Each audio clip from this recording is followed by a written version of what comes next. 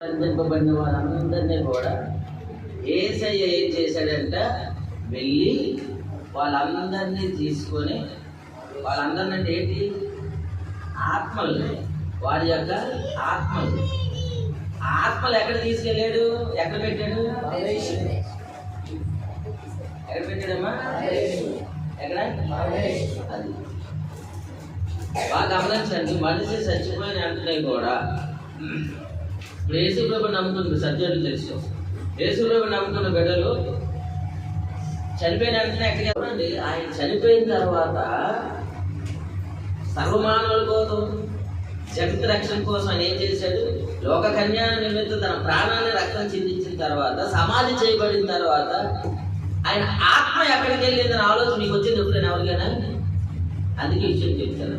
ఆయన ఎక్కడికి వెళ్ళాడు, శుక్రవారం అంతా రాత్రి ఎక్కడికి వెళ్ళాడు, శుక్రవారం సిలువలో 3 గంటలు ప్రాణం పోయింది కదా, ఆత్మ ఎక్కడికి వెళ్ళింది, చెరగా పట్టుకుని వెళ్ళడానికి వెళ్ళాడు. సాతాను సైనికులతో ఆల్రెడీ యుద్ధం చేశాడు, సాతాను సైనికులతో యుద్ధం చేయడానికి వెళ్ళాడు. సాతాను తల చెరగొట్టాడు. సాతాను దగ్గర ఉన్న ఆయుధాలన్నీ కూడా ఏం చేసుకున్నాడు, యేసయ్య లాక్కున్నాడు. సాతానుకున్న ఆయుధాలు ఏంటి, 2 బలమైన ఆయుధాలు, వజ్రాయుధాలు, బ్రహ్మాయుధాలు అంటారు. ఒకటి పాపము, రెండోది మరణము. పాపం వల్ల వచ్చే జీతం మరణం. ఈ మరణము, పాపము ఏం చేశాడు యేసయ్య, నిరర్థకం చేశాడు. దేవుడికి స్తోత్రం. అందుకే అంటాడు, మరణము ఆయన్ని బంధించి ఉంచుట అసాధ్యం. Okay, very very. అంటే లోపలికి వెళ్ళినప్పుడు మరణం ఏం చేసింది, ఆయన బంధిద్దాం అనుకున్నాడు సాతాను వాడు. మరణం యొక్క తాలపు చెవులు ఎవరి దగ్గర నీవు, ఎప్పుడు పాపం ఎవడైతే చేస్తాడో సాతాను దగ్గర. ఇప్పుడు సాతాను చేతులు ఏ తాళాలు ఉన్నాయి, మరణం యొక్కయు పాతాళ లోకం యొక్కయు తాళపు చెవులు ఎవరి దగ్గర ఉన్నాయి, సాతాను దగ్గర. పాతాళలోకి ఎందుకు వెళ్ళాడు యేసయ్య, ఆ తాళాలు తీసుకోవడానికి. తీసుకున్నప్పుడు ఇచ్చాడు, ఎందుకో వచ్చి అంటాడు, యుద్ధము చేస్తాడు. ఎక్కడికి వెళ్ళాడు యేసయ్య, ఆ ప్లేస్లోకి వెళ్ళాడు. కాబట్టి ఏం చేస్తాడు, వాడి దోతలు కలిసి యేసయ్యతో యుద్ధం చేశాడు. యుద్ధం చేసినప్పుడు ఏం చేశాడు యేసయ్య, యుద్ధములో జయించి వాడి తల చెదగొట్టాడు. సర్పం తల చెదగొట్టాడు. ఆది గట సర్పం వాడి తల చెదగొట్టాడు. ఇప్పుడు వాడికి ఉన్నది ఏంటి, ఎఫెసీయులకు పత్రికలో ఉంటుంది అనుకుంటా, చూడండి. సాతాను నిరాయుధాలుగా చేశారు. ఏం చేస్తారు అంటే ఆయుధం లేదు ఆయన. అది మన సబ్జెక్ట్ నాకు కానీ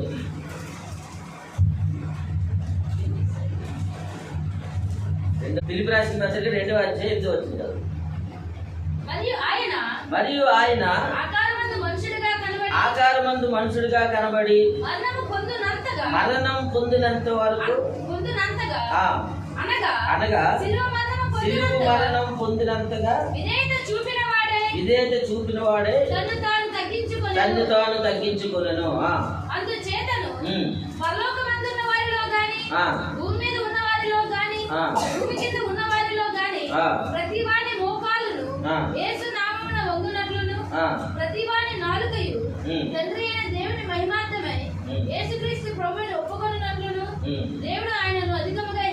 ఆయన ఏం చేసి శిలువ మరణం పొందినంతగా తను తాను తగ్గించుకొని సాతాను ఏం చేసి నిరాయుధాలుగా చేశాడు. అంటే ఆడి దగ్గర ఉన్న ఆయుధాలన్నీ కూడా లాగేసుకున్నాడు. ఇప్పుడు సాతాను వేసే శిలువ మరణం పొందనంత వరకు కూడా సాతాను శక్తివంతుడు. చెప్పండి, అందరూ కూడా వేసే శిలువ మరణం పొందనంత వరకు కూడా సాతాను శక్తివంతుడు. ఎప్పుడైతే వేసే శిలువలో జయించాడో అప్పుడు ఆ శక్తి లేదు. ఇంకా అంతకుముందు ఎవరు శక్తివంతుడు, చెప్పండి, అంతకుముందు ఎవరు శక్తివంతుడు, సాతానికని ఎవరు శక్తివంతుడు, దేవాది దేవుడైన తండ్రి అయిన యెహోవా. ఆయన సర్వశక్తిమంతుడు. నేను సర్వశక్తి గల దేవుడు. ఓకే, 2.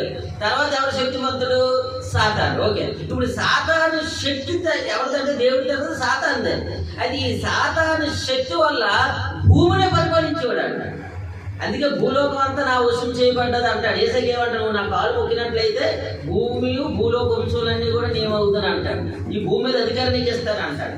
కానీ యేసయ్య ఏం చేశాడు, సాతానికి మొక్కలేదు. ఓకే, ఎప్పుడైతే సిలువలో చనిపోయాడో యేసయ్య సాతాను శక్తిని తీసివేశాడు. ఇప్పుడు యేసు ప్రభువుని నమ్ముకున్న మనమున్నాం, సాతాను నమ్ముకున్న వాళ్ళు ఉన్నారు. ఓకే, ఎప్పుడైతే యేసు ప్రభువుని నమ్ముకున్నామో సాతాను మన మీద అటాక్ చేస్తాడా చేయడా? చేస్తాడా లేదా?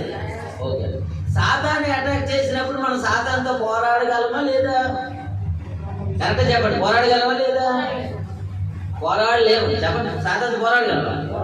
పోరాడలేము. కానీ యేసయ్య ద్వారా పోరాడగలం. దేవుని స్తోత్రం కలుగుతుంది. మనం సాతాన్తో పోరాడలేము, కానీ ఎవరి ద్వారా పోరాడగలం? యేసయ్య ద్వారా పోరాడగలం. అంటే ఆ శక్తి ఎక్కడి నుంచి మనకు వస్తుందంటే యేసు రక్తం ద్వారా.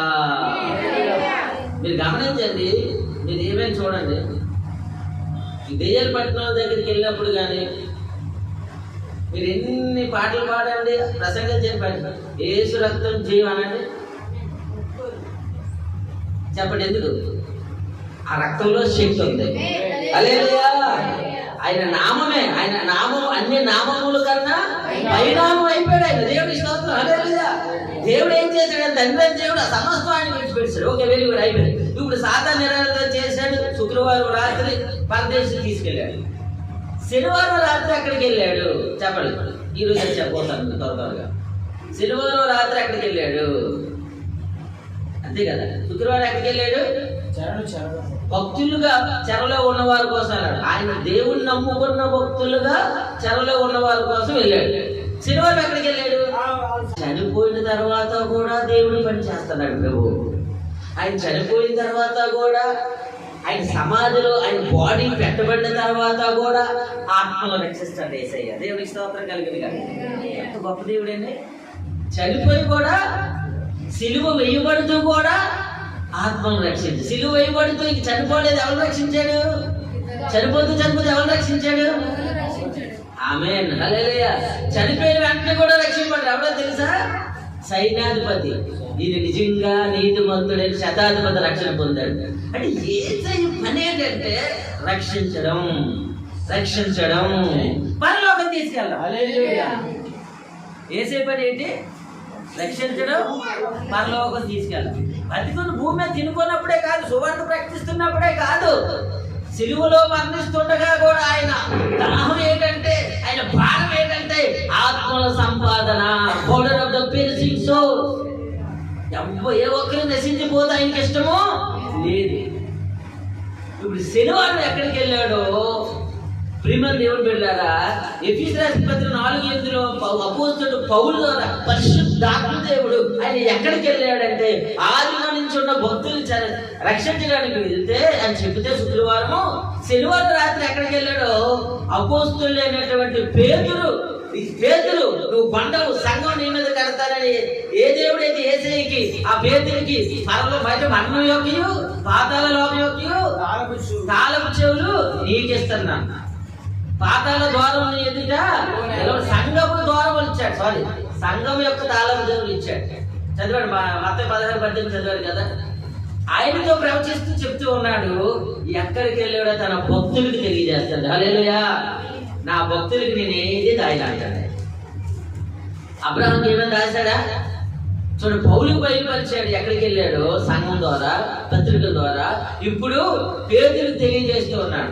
పేతురు రాసిన మొదటి పత్రిక 3వ అధ్యాయం మనం చదవగానే వివరించలేదు, టైం లేక ఇప్పుడు వివరిస్తున్నాను. 18 వచనం చదవాలి, శ్రద్ధగానండి అందరూ. పేతురు రాసిన మొదటి పత్రిక 3వ అధ్యాయం 18 వచనం నుంచి 20 వచనం. ఏలయనగా మనలను దేవుని యొద్దకు తెచ్చుటకు అనీతిమంతుల కొరకు నీతిమంతుడైన క్రీస్తు శరీర విషయములో చంపబడి ఆత్మ విషయములో బ్రతికింపబడి పాపం విషయమై ఒక్కసారి శ్రమపడెను. చూడండి, దేవుని దీర్ఘశాంతము. చూడండి, దేవుని దీర్ఘశాంతం ఇంకను కనిపెట్టించుండగా. చూడండి ఒకసారి అలాగండి, దేవుని దీర్ఘశాంతం ఏం చేస్తుందంట? ఇంకను కనిపెడతా ఉంది. దేనికోసం కనిపెడుతుంది? దేవుని దీర్ఘశాంతం ఇంకను కనిపెట్టించుండగా. చూడండి ఒకసారి అలాగండి, దేవుని దీర్ఘశాంతం ఏం చేస్తుందంట? ఇంకను కనిపెడుతుంది. దేనికోసం కనిపెడుతుంది? దేవుని దీర్ఘశాంతం ఇంకను కనిపెట్టించుండగా. చూడండి ఒకసారి అలాగండి, దేవుని దీర్ఘశాంతం ఇంకను కనిపెడుతా ఉంది. దేనికోసం కనిపెడుతుంది? ఒకప్పుడు ఆ దేవుని దీర్ఘశాంతమే నీ కొరకు నా కొరకు కనిపెట్టడం వల్ల ఈ రోజు దేవుని సన్నిధిలో మనం ఉన్నాం. హల్లెలూయా. ప్రియమైన దేవుని బిడ్డలారా, ఇంకా దేవుని నమ్మని వారి కోసము కూడా, దేవుని ఎరగని వారి కోసం కూడా, ఇంకా తమ హృదయాలు కఠినపరుచుకున్న వారి కోసం, కఠినపరుచుకుంటున్న వారి కోసం దేవుని దీర్ఘశాంతం కనిపెడుతూ ఉంది. హల్లెలూయా. అధిక వచ్చుచున్నవాడు ఎందుకు ఆలస్యం చేయుచున్నాడు అనగా, ఆయన అనేకులు మారు మనసు పొందవలనని ఆయన దీర్ఘశాంతం వహిస్తూ ఆయన రాకడ ఆలస్యం చేస్తాడు. ఎంత గొప్ప దీర్ఘశాంతం ఆయన సహిస్తున్నాడు. ఆయన పేరే దీర్ఘశాంతపరుడు. మన దేశ పేరు ఇంకో పేరేంటి? ఆశ్చర్యకరుడు, ఆలోచనకర్త, సమాధానక అధిపతి, దీర్ఘశాంతపరుడు. దేవునికి స్తోత్రం. హల్లెలూయా. దేవుడు ఇంకనో కనిపెట్టుచుండగా, దీర్ఘశాంతవంతుడై ఇంకనో కనిపెట్టుచుండగా, పూర్వము నోవాహు దినములలో ఓడ సిద్ధపరచబడుచుండగా, చూడండి, అవిధులైన వారి యొద్దకు అనగా చెరలో ఉన్న ఆత్మల యొద్దకు ఆయన ఆత్మస్వరూపుగానే వెళ్ళి వారికి ప్రకటించిన. దేవుని స్తోత్రం. చెరలో ఉన్న వారికి ఆత్మస్వరూపుగానే వెళ్ళి వారికి ప్రకటించను. ఎవరు ప్రకటించారు? ఎవరు ఈ చెరలో ఉన్నవారు? మొన్న శుక్రవారం రాత్రి ఎవరైతే చెరపట్టబడి భక్తులుగా ఉండి దానియేలు, సమూయేలు, మోషే ఈ భక్తులకు ముందు వాళ్ళు కాదు, యేసు ప్రభువుని అంగీకరించిన వాళ్ళు కాదు, యెహోవా నమ్ముకున్న వారు వాళ్ళ కోసం కాదు, ఇంకొక చెరలో ఉన్నవారు, అదే చెరలో ఇంకో దగ్గర ఉన్న వారి దగ్గరికి వెళ్ళాడంట. హల్లెలూయా. వారు ఎవరంట? నోవాహు కాలంలో నోవాహు మాట వినక ఎవరైతే జల ప్రళయానికి నోవాహు మాటలకి అవి ఏదైతే చూపించారో వాళ్ళ దగ్గరికి వెళ్ళాడు. అర్థమవుతుంది మీకు? నోహా ఏం చేశాడమ్మా? 5వ చూసారు, 6 చెడితనం భూమి మీద గొప్పదనియు వారి హృదయం యొక్క తలంపులు వారు కేవలము చెడ్డదనియు ఎవరు చూశారంట? యెహోవా చూచి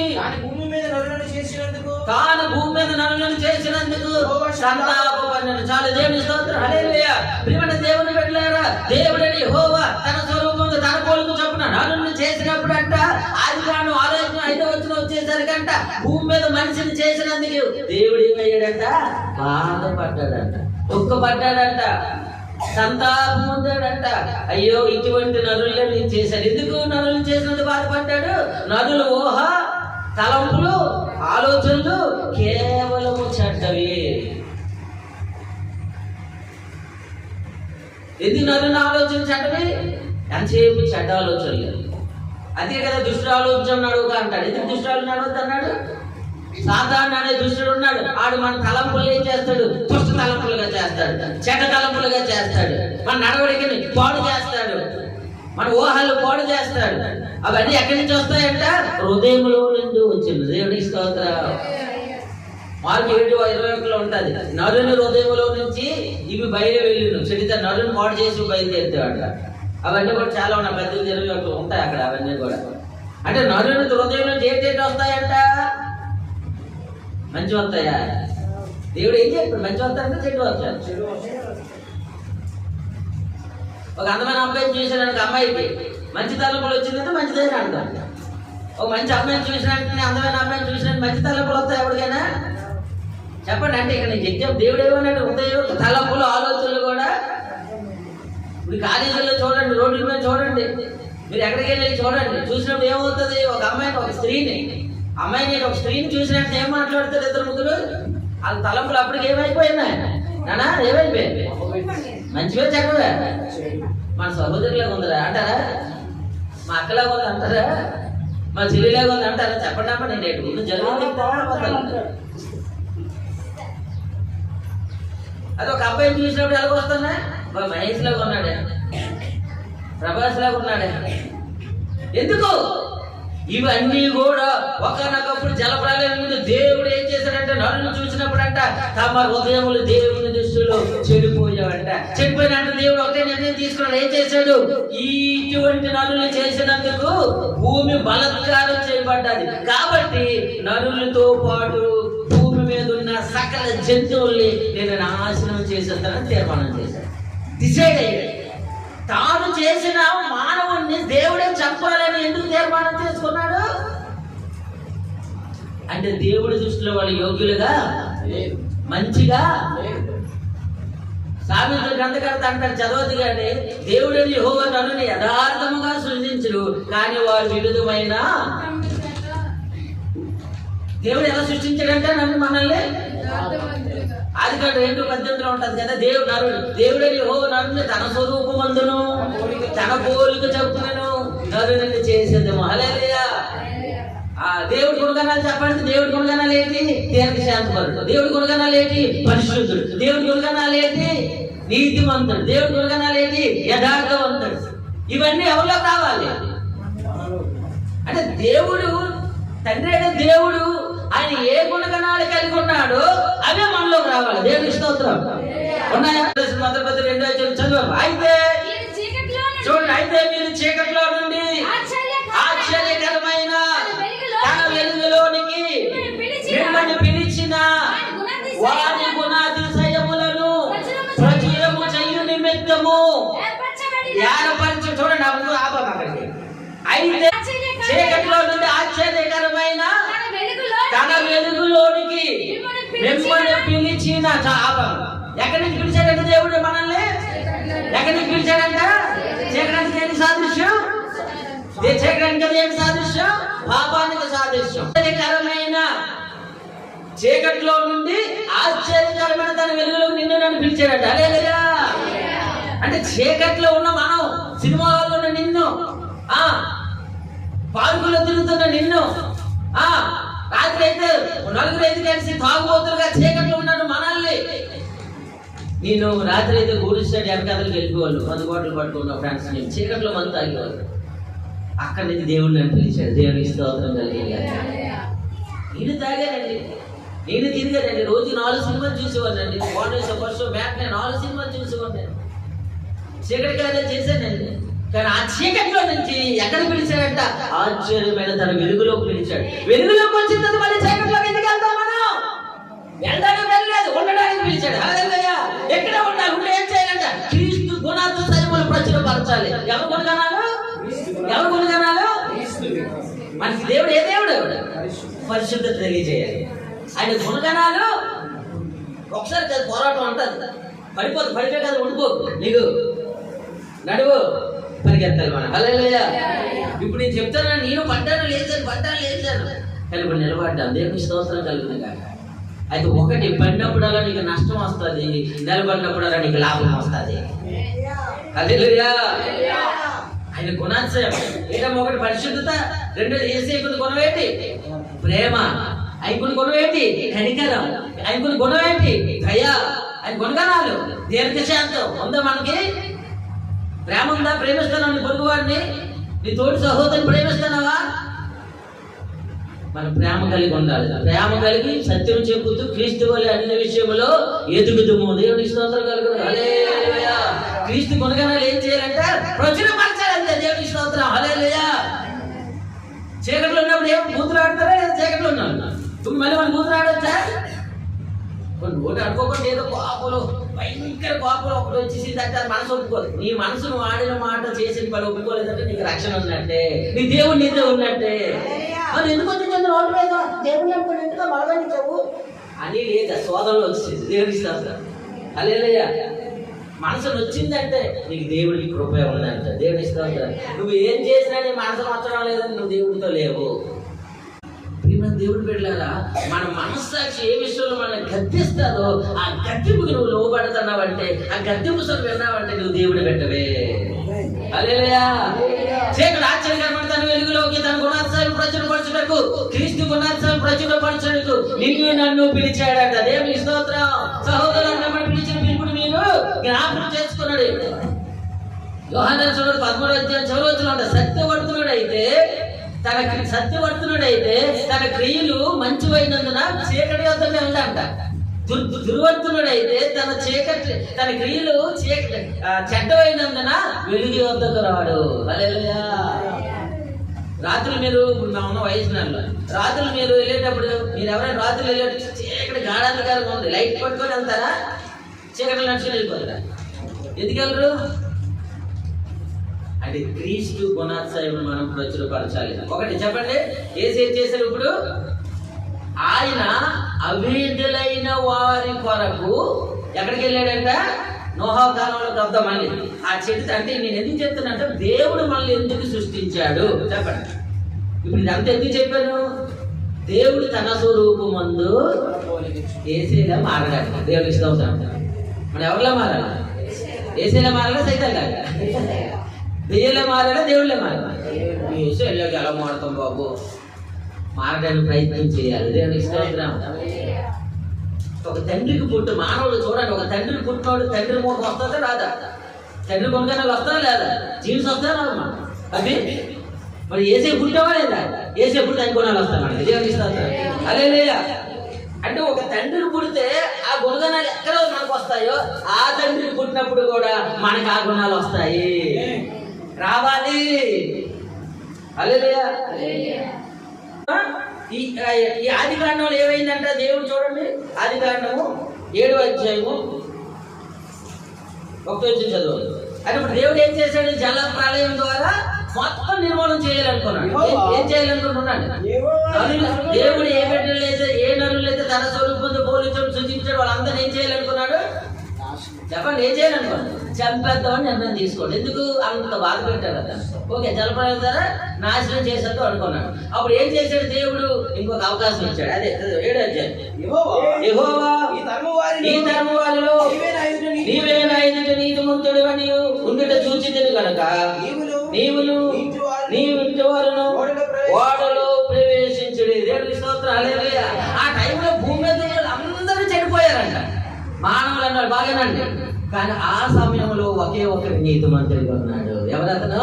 నోవాహు. అందరూ చెప్పండి అమ్మా, అందరూ చెప్పండి. వెంకటలో నోవాహు అందరి హృదయాలు చూశాడంట, అందరు తలపులు చూశాడంట, అందరు ఆలోచనలు చూశాడంట, ప్రతి కుటుంబాన్ని చూశాడంట. అందరూ చెడిపోయి పడిపోయి పాడైపోయి ఉన్నారంట. నోవాహు ఒక్కడే నీతిమంతుడిగా ఉన్నాడు, పరిశుద్ధుడిగా ఉన్నాడు, కృప పొందుకున్నాడు, దేవుడు ఎంత భయభక్తులు కలిగి ఉన్నాడు, దేవుడి కోసం జీవిస్తున్నాడు. దేవుడు ఈ జనాలు నోహావలా ముందుగాక. హల్లెలూయా. వాడు తింటాడు కదా నేను తింటే తప్పేటి, వాడు చూస్తాడు కదా నేను చూస్తే తప్పేటి, వాడు చేస్తాడు కదా నేను చేస్తే తప్పేటి, వాడు వెళ్తాడు కదా నేను వెళ్తే తప్పేటి, వాడు చేస్తాడు కదా నేను చేస్తే తప్పేటి, వాడికి లేని తప్పు నాకేంటి? నీవు ఏసే చెప్పినట్టుగా ఉండాలి, నోహావలాగా ఉండాలి. ఈ ధర్మంలో నీవే నీతిమంతుడు కనుక ఓడలో ప్రవేశించని ఒక వాడ బాధ్యత చెప్పాడు. మీ అందరికీ తెలిసిందే, పెద్ద వాడకట్టు. ఆ వాడకట్టి ఏం చేస్తావంటే నీతో పాటు నీ ఇంట్లో వారు, అలాగే ప్రతి జతలుగా ఆడమగ భూమి మీద ప్రతి జీవరాశిని కూడా నీతో పాటు పడవలో పెట్టు. 3వది, నేను త్వరలో పెద్ద వాడ కురిపించబోతూ ఉన్నాను. విస్తారం చూడండి, ఒక అది కూడా చెబుతాం. 7వ అధ్యాయము 10వ వచనం చదువుతున్నాను. ఆది కాండం 7:10.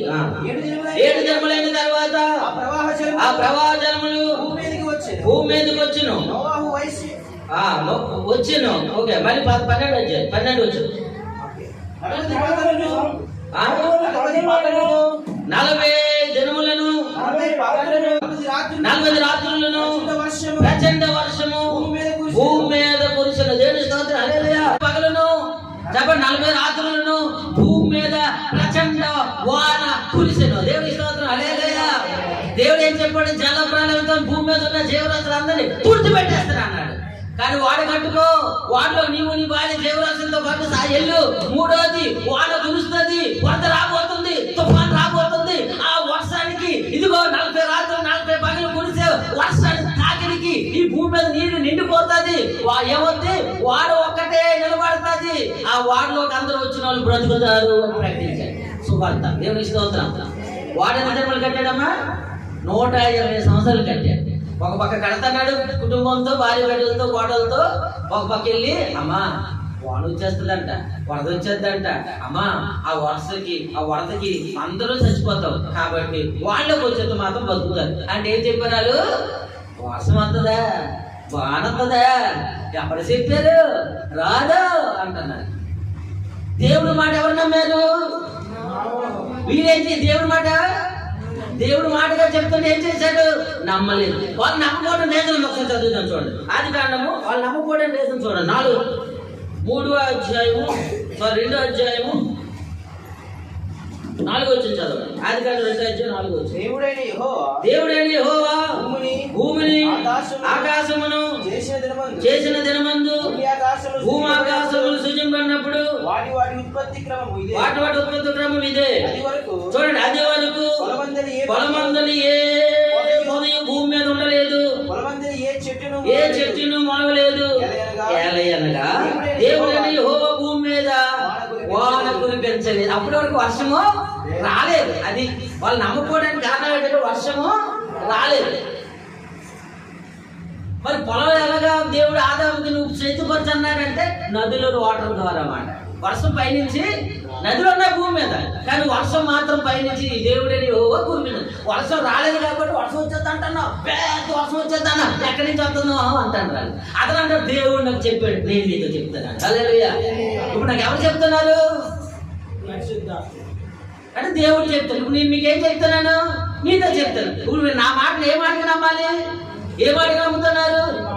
అది అయ్యగారి మాట కాదు, దేవుడి మాట. దేవుడికి స్తోత్రం కలుగుతుంది. నోహవు నీతిమంతుడు. దేవుడు నోహ చెప్పిన మాట అందరికీ చెప్తున్నాడు, ఎవ్వరూ వినలేదు, అవిధులు అయిపోయారు. ఈలోకి ఏమైపోయిందమ్మా? మీకు 6-7 చదువుకోండి. వర్షం స్టార్ట్ అయిపోయింది, వాన ప్రారంభం అయిపోయింది. 40 రాత్రి 40 పగలు వర్షం కొమ్మరెంపుతో వర్షం వచ్చేస్తే అక్కడ రాయబడి చూడండి ప్రియ దేవుని బిడ్డలారా.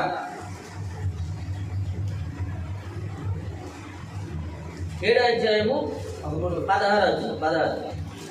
ప్రవేశించినవన్నీ దేవుడు అతనికి ఆజ్ఞాపించిన ప్రకారం సమస్త శరీరాలలో మగదియు ఆడయు ప్రవేశించిన. అప్పుడు యెహోవా ఓడలో అతనిని మూసివేసి ఏం చేశాడంటే దేవుడు నోహాని నోహాని కుటుంబం ఏం చేశాడు? ఓడలో మూసివేశాడు. తర్వాత చదువున్నాను.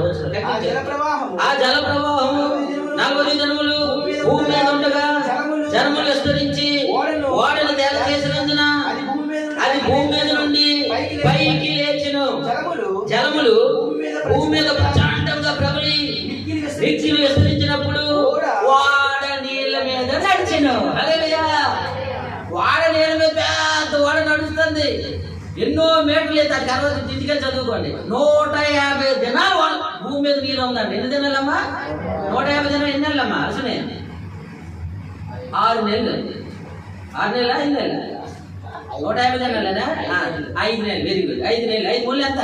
150 దినాలు భూమి మీద వర్షం నీరు ఉందంట. దేవుడికి స్తోత్రం. ఎంత వర్షం కురిసింది? 40 రాత్రులు. మన 3 రాత్రులు 3 పగలు వర్షం కురిస్తే ఎలా ఉందో చెప్పండి. ఎలా ముసుగు తినేస్తుంది అమ్మ. బయటకు అది లోపలికి ఏంటి ఎక్కిపోడిపోతుంది, మేకపోతుంది. ఆయన అయ్యమ్మా ఎంత బాధో మనకి కదా. ఎంత ఎండకెళ్ళి తట్టుకుంది కానీ వర్షానికి తయ్యరే ఎండ పెట్టి చాలు వర్షం. అందులో ఈ మేకప్ వేసిన మూదంతా కలిసి ఊరిపోతుంది. ఒరిజినల్ కొడాలి నాగాడు. దేవుడికి వస్తారు. మేకప్ వేస్తే ఉంటుందమ్మా కేంద్ర.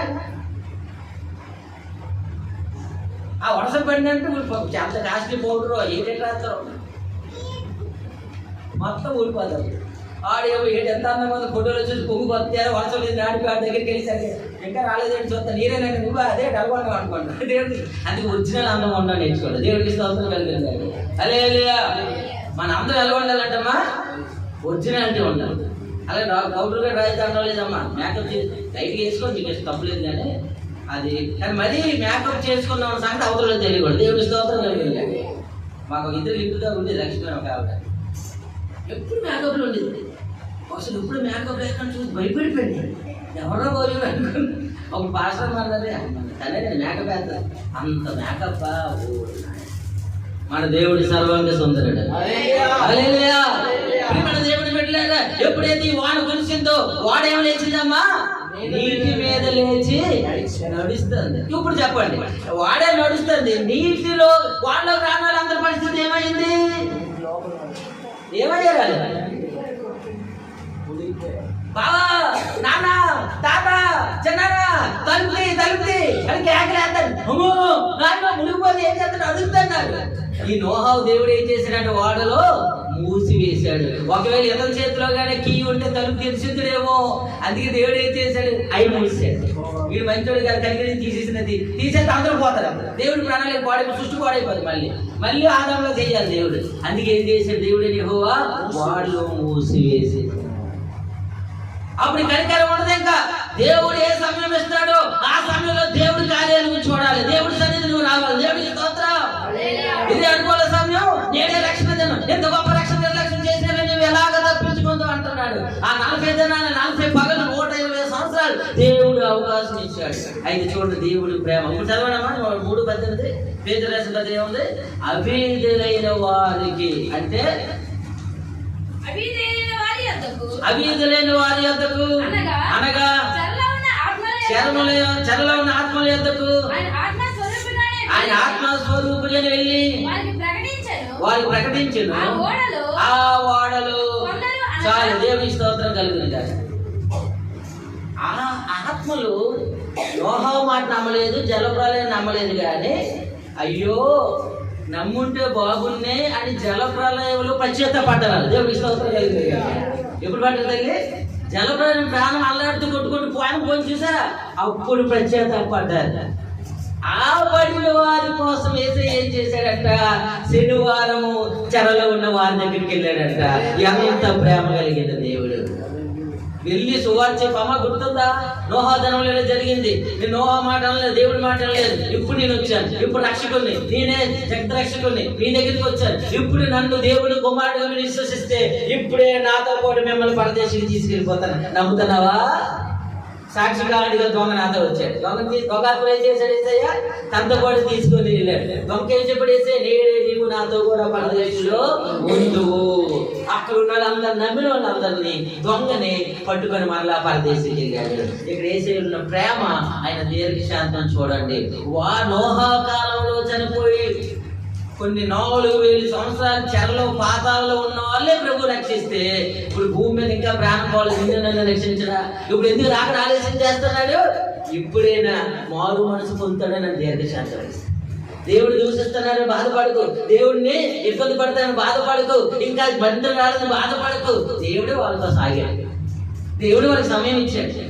మనిషి చచ్చిపోతే ఎంతసేపు అమ్మా చెప్పలేడు. ఆయన 2 నిమిషాలు అంటారు. తన నదుని తన నాసికా రంధ్రంలో ఊపిరి గలవాడిని లక్ష్య పెట్టకంటే యెషయా గ్రంథంలో ఎంతసేపు మంచి చంపేస్తుంది. నీకు నాకు కోపం వచ్చేది, కానీ ఆయన కోపం రావడం లేదు. దేవుని స్తోత్రం. ఈ రోజుకి వెళ్తే రేపు కాకపోతే ఎల్లుండు నా మందిరంకి వస్తాడు. హల్లెలూయా. అంతే కదండి. దేవుడు తెలుసుకునేలా రాలేకపోతే దేవుడు వస్తారు, నా బిడ్డలు వస్తారు. ఏదో కష్టం, ఏదో అనాలి, ఏదో పరిస్థితి వస్తుంది, నా దగ్గరికి వస్తారు.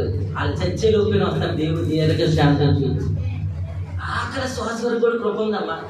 మంచం మీద ఆఖరి శ్వాసలో కూడా ఎవరైనా నమ్ముకుంటాను క్షమించలాయా అలాగని చెప్పి ఆఖరి శ్వాసాలు మీరు చేయవలసిన కొనుక్కులే ఆట బాప్టిజం తీసుకోకుండా గుడి చేయక చెప్తున్నా, గొప్ప సంగతి చెప్తున్నా.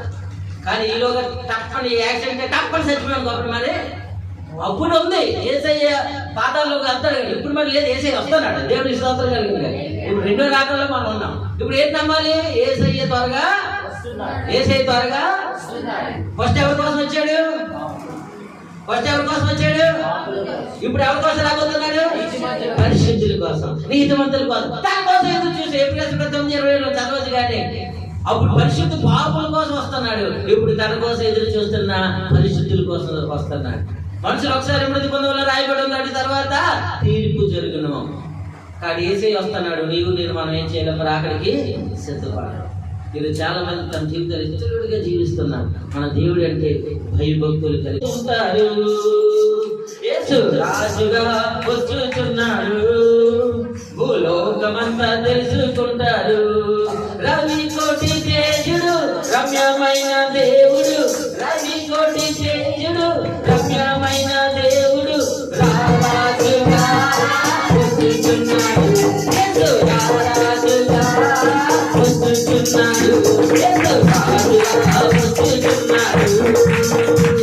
భూలోకమంతా తెలుసుకుంటారు.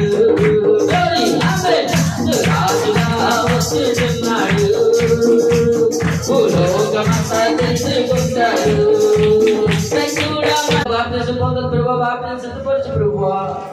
కొంతమంది లోకం అంతా గతించిపోయి కాలం వచ్చింది. ఎక్కడ చూసినా భయంకర దినాలు మనం ఉన్నాం. కానీ ప్రభువుతో ఉంటేనే శ్రేష్ఠ, ప్రభువులో ఉంటేనే మీరు వచ్చినప్పుడు నేను ఎత్తపడాలి. మీతో యుగయుగాలు ఉన్న వాళ్ళందరూ కూడా చేయొద్దని మీకోసం ప్రార్థన చేస్తాను. పరిశుద్ధుడానికి వందనాలు నాయన. ఇదిగో జీవంగా వాటిని నాతో మాట్లాడు. అవినీతి లేని వారికి నాయన ఇదిగో ఆత్మస్వరూపుగా చెరలోకి నోహా కాలంలో వాడిని కూడా విడిపించి పరదేశం చేర్చడానికి స్తోత్రాలు. ఇప్పుడు నేను ఆఖరి దినాలు ఉన్న మా జీవితాల్లో కూడా నాయన అనేక సార్లు అవినీతిని చూపించాం, అయినప్పుడు ప్రేమించిన సన్నిధిని నిలబెట్టాడు. ఇంకా మా బంధువులు కుటుంబీకులు నాయన, మా స్నేహితులు ఇరువురు కూడా అనేకులు నాయన మీరు ఆఖరి ఆలస్యం చేస్తూ నిర్లక్ష్యం చేస్తూ ఈ లోక ఆశలు శరీరం శాశ్వతం అనుకో జీవిస్తున్న వాడిని దర్శించండి. నీ సన్నిధి పరిధిలో వచ్చి కృప దయచేయండి. మా సంఘటనలందరూ దీవించండి. వినవాక బంధువులు పలిపించండి. చేతులెత్త మమ్మల్ని అందరూ కూడా మా చేతులు గట్టిగా పడుకోండి. నీ రాగలెత్తబడి యుగాలు మీద ఉండే కృప దయచేయండి. వాళ్ళందరూ దీవించి ఆశీర్వదించి రాని క్షమించడం చేద్దామని వచ్చిన బిడ్డలందరూ కూడా మెండైన ఆశీర్వాదాలు యేసు ప్రభువు నామమున ప్రార్థిస్తాను పరమ తండ్రి. ఆమేన్.